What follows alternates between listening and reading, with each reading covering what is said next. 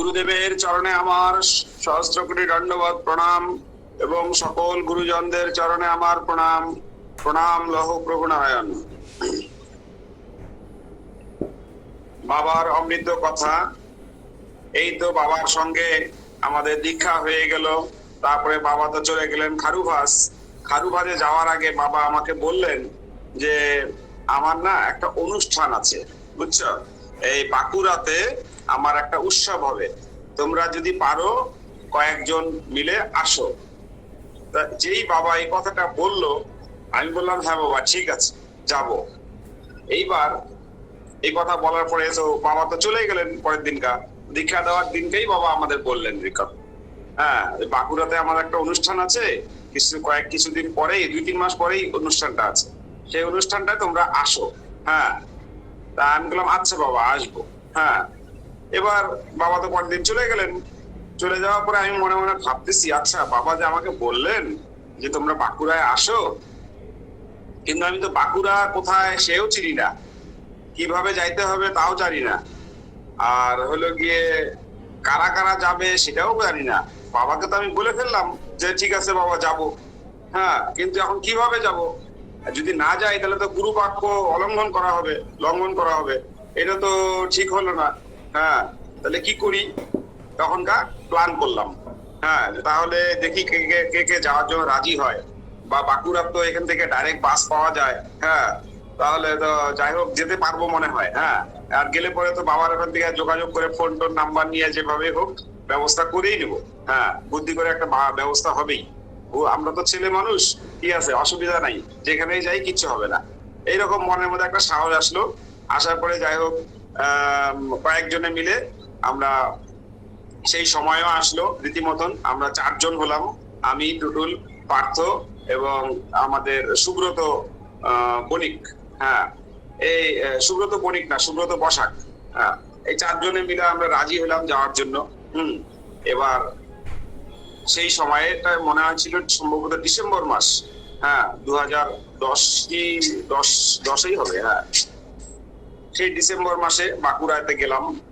হ্যাঁ, বাবার ওখানে যথারীতি সময় মতন আমরা ওখানে বাঁকুড়ায় পৌঁছে গেলাম, কিন্তু আমাদের বাসটা পৌঁছানোর কথা ছিল সকাল 6টায়, আমরা গিয়ে পৌঁছেছি বেলা 12টায়। গাড়িটা রাস্তায় জামের জন্য লেট ছিল। এইবার বাবার কাছে আমরা ওখান থেকে বাস থেকে নেমে কিভাবে যাব সবকিছু ঠিকানা শুনে সেখানে গেলাম। যাওয়ার পরে বাবা ছাদের উপরে ভক্তদের নিয়ে আছে, আমরা সেখানে গেলাম বাবার কাছে। বাবা আমাদের দেখার সঙ্গে সঙ্গেই বাবা বলে, আরে তোমরা আসো, তোমাদের নিয়ে তো আমি খুব চিন্তায় ছিলাম। হ্যাঁ, তোমরা আসো আসো আসো আসো, আমার সঙ্গে আসো। সঙ্গে সঙ্গে বাবা কি করলেন, আমাদের ওখান থেকে নেমে আমাদেরকে নিয়ে একদম নিচে একটা সিনেমা হল আছে, সেই সিনেমা হলের ভিতরে সে রান্নার সেবার ব্যবস্থা, ওইখানে নিয়ে গেলেন বাবা। হ্যাঁ, নিয়ে গিয়ে আমাদেরকে, সে তুয়া ছিল, হ্যাঁ তুয়াকে বললো, তুয়া এদের 4 জনকে আগে সেবা দাও, তোমরা হাত মুখ ধুয়ে আসো, যাও হাত মুখ ধুয়ে আসো, ধুয়ে এসে তোমরা আগে সেবা নাও, ঠিক আছে? তারপরে বাবা ব্যাগ ট্যাগ সব সাইডে রাখলাম, রেখে আমরা সেবা নিলাম। হাত মুখ দিয়ে সেবা নেওয়ার পরে বাবা বললো, তুয়াকে বললো, তুয়া তুই এদেরকে নিয়ে যা ওই ইসেতে, একটা ধর্মসভা আছে ওখানে, হ্যাঁ সেইখানে নিয়ে গিয়ে বললো যে ওখানে তুই ধর্মশালায় ওদেরকে বড় দেখে একটা রুম দে। হ্যাঁ, দিয়ে ওদেরকে বিছনাপত্র কি কি লাগবে সবকিছু রেডি করে দিয়ে তুই তারপরে আয়। আর আমাদের বললো তোমরা গিয়ে ওখানে ট্রেস হয়ে তোমরা রেস্ট নাও। হ্যাঁ, এই কথা বললো। আমি বললাম আচ্ছা বাবা ঠিক আছে। এইবার সেখানে গেলাম, যাওয়ার পরে আমরা ফ্রেশ হইলাম। ফ্রেশ হয়ে নিয়ে এবার একটু বিশ্রাম করার জন্য শুয়েছি, কিন্তু শোয়ার সঙ্গে সঙ্গে মনে মনে ভাবছি, মনের মধ্যে এটা উদয় হলো, আচ্ছা আমরা তো আসছি বাবার সঙ্গ করতে, আমরা কেন বিশ্রাম করব? বাবা বলছে বিশ্রাম করতে, তাই কি আমাদের বিশ্রাম করতে হবে? এটা তো আমাদের ঠিক না। হ্যাঁ, সবাইকে বললাম তখন যে আচ্ছা আমরা তো এখানে আসছি বাবার সঙ্গ করতে, বাবার এই সঙ্গের যে মুহূর্তটা, এটা তো আমরা যদি এখানে বিশ্রাম করি তাহলে পরে তো আমরা বাবার সঙ্গটা পাবো না, তাহলে পরে চলো বাবার কাছে যাই। বলে হ্যাঁ, এটা খারাপ কথা না, খুব ভালো, চলো। তারপরে সকলে মিলে যাই হোক রাজি হলো, 4 জনে মিলে চলে গেলাম সঙ্গে সঙ্গে। হ্যাঁ, আমরা বের হয়ে যাওয়ার পরে বাবার কাছে গেলাম। যাওয়ার সঙ্গে সঙ্গে এই টুটুল পার্থ এরা মনে হয় বাবাকে একটা, ওই বাবা যে হর্তুকি নেয় সেই হর্তুকি দিয়ে বাবাকে প্রণাম করছে। এই যেই বাবাকে প্রণাম করছে হর্তুকি দিয়া, আমার তো তখন মনটা খারাপ হয়ে গেল, এ কি, আমি তো বাবাকে হর্তুকি নিয়ে আসি নাই বাবাকে প্রণাম করার জন্য। হ্যাঁ কেমন হলো? হ্যাঁ আমি বাবার জন্য একটা ভর্তুকি নিয়ে আসতে পারলাম না, এটা আমার মনে ছিল না, যাই হোক ওরা নিয়ে আসছে। তা তখনকার আমার মনটা খুব খারাপ হলো। তো তখন আমি মনে মনে আবার সিদ্ধান্ত নিলাম, তাহলে নিচে তো নিশ্চয়ই ভর্তুকির দোকান আছে, তাহলে সেই ভর্তুকির দোকানে গিয়ে সেই ওখান থেকে আমি ভর্তুকি নিয়ে এসে কিনে নিয়ে এসে বাবার হাতে আমি দিয়ে প্রণাম করবো, এরকম আমি ভাবলাম। এবার প্রণাম করার সঙ্গে সঙ্গেই বাবা বললেন, তোমরা যে শিলিগুড়ি থেকে আসলে তোমাদের কত করে খরচা হলো? তা আমরা বললাম, বাবা আমাদের বাসের ভাড়া 250 টাকা করে লাগছে। তা বাবা বললো, ঠিক আছে আমি তাহলে তোমাদের 300 টাকা করে দিয়ে দিই। আমি বললাম, বাবা কেন আপনি টাকা দিবেন? বলে, না না রাখো, আমি যেটা দিচ্ছি তোমরা সেটা রাখো। আমি বললাম, বাবা আমরা তো রোজগার করি বাবা, আমাদের কেন পয়সা দিবেন বাবা আপনি? হ্যাঁ আমাদের পয়সা দিতে হবে না বাবা, আমরা তো রোজগার করি, যদি কখনো লাগে বাবা আমরা চাবো। বলে, না না এটা আমার আশীর্বাদ, তোমরা রাখো। এই বলে নিয়ে বাবার সঙ্গে সঙ্গে আমাদের 300 টাকা করে অজিত মামা ছিল, অজিত মামা হলো মামা, ওনাদের 300 টাকা করে চারজনকে দিয়ে দাও। সঙ্গে সঙ্গে আমাদের টাকাটা দিয়ে দিল। এই তো এই অবস্থা দেখে নিয়ে আমার তো মানে কেমন লাগছে যে গুরুদেব কোনোদিন কোনো কিছু নেন না। হ্যাঁ মানে সব গুরুদেবরা নেয়, আর আমাদের বাবা আবার দিয়ে দিচ্ছে গাড়ি ভাড়ার টাকা। এ কি আশ্চর্য ব্যাপার!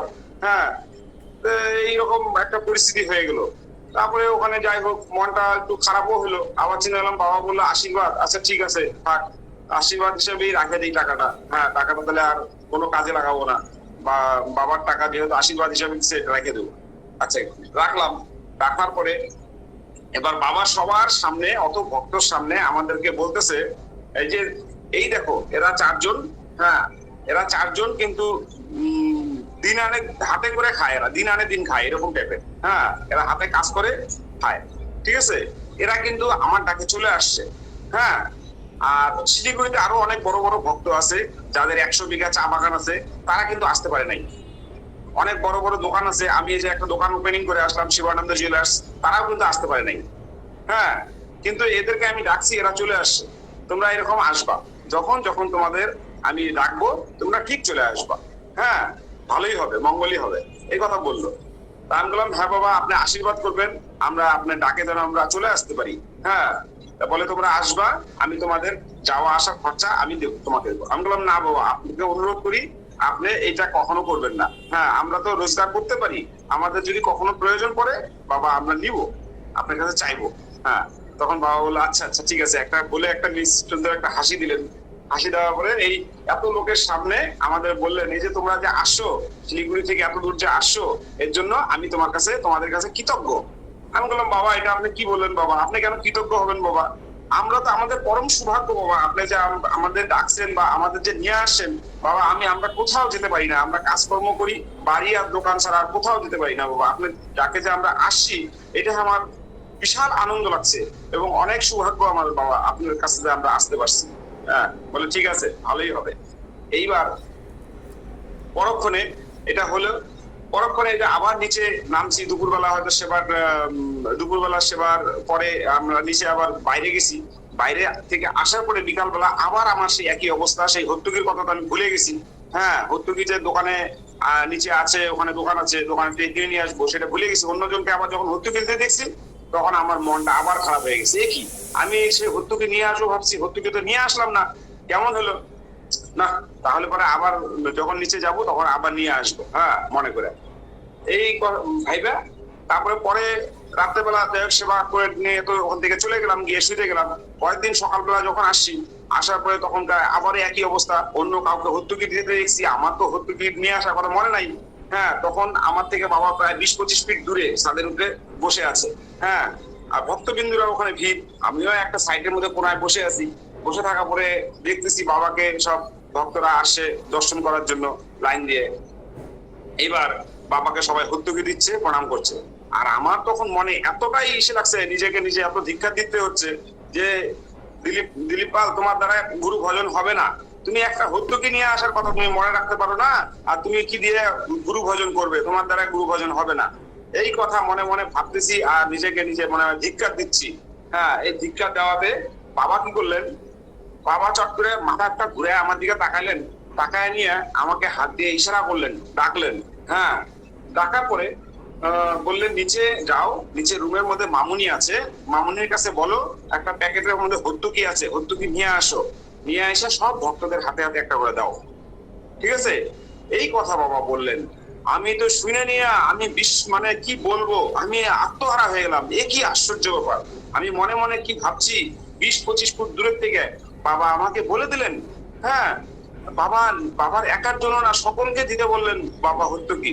সেই সত্যি সত্যি আমি গেলাম মামুনির কাছে, যাওয়ার পরে মামুনির তো আমাদের সে হত্যকির প্যাকেট দিয়ে বললেন কি যা নিয়ে যা। হ্যাঁ, নিয়ে সবার হাতে দিলাম, বাবার হাতে দিলাম, বলে এই তো এই হয়ে গেছে, হ্যাঁ আর চিন্তা নেই।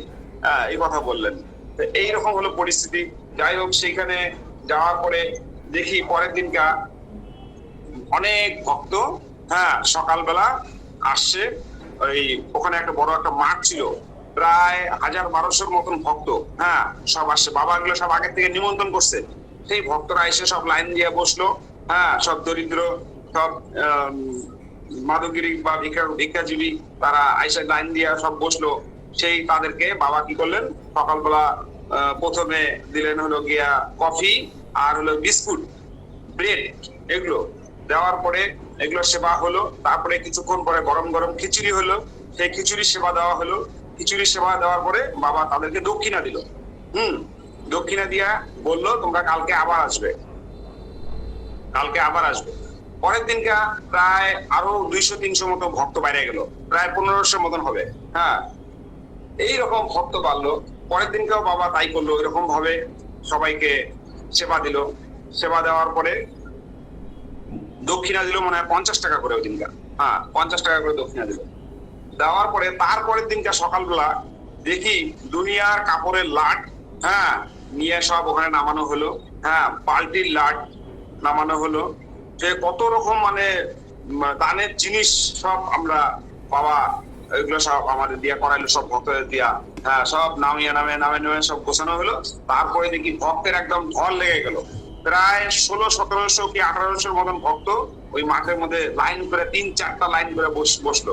বিশাল বড় মাঠ ছিল বাঁকুড়ায়। সেই মাঠের মধ্যে সব বসলো। বসার পরে সবাইকে এরকম ভাবে সেবা দেওয়া হলো। আগে সেবা দেওয়ার পরে তারপরে এরকম কাপড় চোপড় ছেলেদেরকে দিল একরকম, মানে কি বলে শীতের সব জাম্পার টাইপের, সোয়েটার টাইপের কাপড়। হ্যাঁ, এবং লুঙ্গি ছিল, কম্বল ছিল, মেয়েদের শাড়ি ছিল। তারপরে বাসনপত্র, ঘরের বালতি ছিল, এই সমস্ত কেতলি, ক্যান, এরকম টাইপের জিনিস ছিল। এগুলো সব দান করা হলো। দান করার পরে বাবা 100 টাকা করে সবাইকে দান করলেন। হ্যাঁ, সবাইকে, সব ভক্তদের এইরকম ভাবে দান করলেন। সেই দান দেখে মানে আশ্চর্য হয়ে গেলাম আমি। এ কি এত সুন্দর ভাবে বাবার এই অনুষ্ঠান তো এরকম অনুষ্ঠান কোনোদিন জীবনে দেখি নাই। হ্যাঁ, এই তো প্রথম জীবনে দেখলাম এই অনুষ্ঠান। হ্যাঁ, কি সুন্দর অনুষ্ঠান। তাহলে আমরা কি গুরু পাইছি, এবং অন্তর্যামী গুরু। মনে মনে যেটা ভাবি সেটাই দেখি বাবা বুঝতে পারে। একজন ভক্ত এসে বলছে বাবা আমি চশমা ছাড়া দেখতে পাই না। বলে তাই, তুমি আর তোমাকে চশমা পড়তে হবে না, কালকের থেকে তোমাকে আর চশমা পড়তে হবে না। পরের দিনকে আইসে নিয়ে বাবার সামনে হাউ হাউ করে কাঁদছে, কান্দা বলছে বাবা আমি তো চশমা ছাড়া এখন পুরো পরিষ্কার দেখতে পাচ্ছি। এইরকম আশ্চর্য ব্যাপার। তারপরে সেই অনুষ্ঠানের আগেই কে যেন বলছিল আমাদের কোনো ভক্ত, বাবা তুমি এই যে অনুষ্ঠানটা নিলা, এইখানে এত শীত, বাঁকুড়ায় এইরকম শীত পড়ে, এই শীতের সময় তুমি এই অনুষ্ঠান নিলা। বাবা বলছে আমি যে কয়দিন বাঁকুড়ায় থাকবো সেই কয়দিন শীত থাকবে না, ঠান্ডা থাকবে না। সবাই এসে বাবাকে বলছে এ কি বাবা, বাঁকুড়ায় তো প্রচন্ড শীত, শীত তো নাই বাবা, শীত কোথায় গেল? বলে এই তো আমি চলে গেলেই আমার সেই শীতটা চলে আসবে, তোমরা এটা মিলায় দেখো, এরকম করে বললেন। তা সেই দান উৎসব দেখে আমরা পরের দিনকে আমরা রিটার্ন চলে আসলাম। ঠিক আছে, বাবার থেকে অনুমতি নিয়ে আমরা রিটার্ন চলে আসলাম। বাবা আমাদের বললো তোমরা আবার আসবে, এরকম আমি তোমাদের যখন যখন ডাকবো তোমরা আবার আসবে।